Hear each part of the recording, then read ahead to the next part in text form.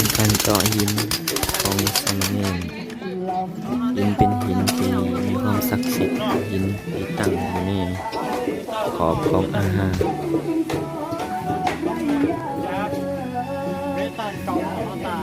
หินศักดิ์สิทธิ์เด้นี่ห้อยจับดีๆนะ